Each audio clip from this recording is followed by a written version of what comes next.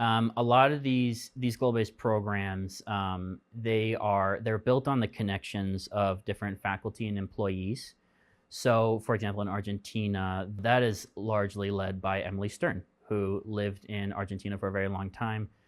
She has a lot of connections there, and so the pool of clients that we can choose from is largely facilitated by her. For Botswana, it's Fred Schlegel, who is the faculty leader. He has done a lot of consulting work in Africa and has a lot of connections with different businesses, startups, innovation hubs, things like that there.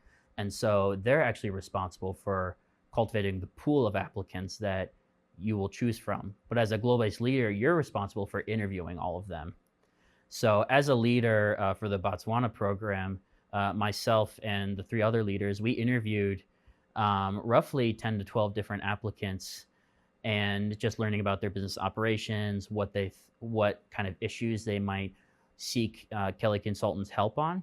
And so at the end of the day, it was our decision as to whether or not we would move forward with these applicants, with, of course, input from Fred, in terms of what he thought would be a good client and, maybe not be a good client. But at the end of the day, the actual job of interviewing, figuring out what the business challenge would be that the consultants would work on, as well as matching clients to the specific skill sets for each team. That was responsibility that fell onto the global-based leaders. The faculty themselves and the GCS staff, they're very involved early on in the process.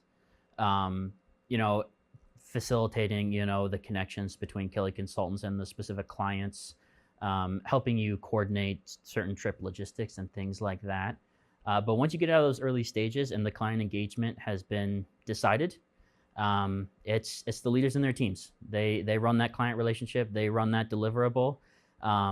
It is kind of a fine balance between finding clients that are ready to bring on a team of consultants, and versus those that, maybe don't have a project with enough meat on it to really engage the students. And so we did have to balance that. There were some clients that interviewed really, really well, but they hadn't necessarily received funding yet, or they were in super early stages, and hadn't built out their business enough to realize, meaningful business problems or, process shortcomings that Kelley Consultants could actually come and work with them on. So the other was,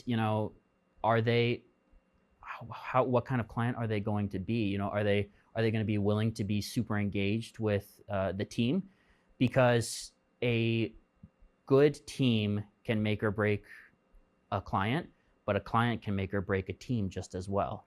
And so we were definitely looking for clients that were not only far enough along to have business issues that would be really engaging for the consulting teams, but also ones that would be willing to, build a relationship with us, work closely with us, because that is ultimately what it takes to have a really meaningful client engagement. And so that was how we, the Botswana leaders, went about choosing our specific clients.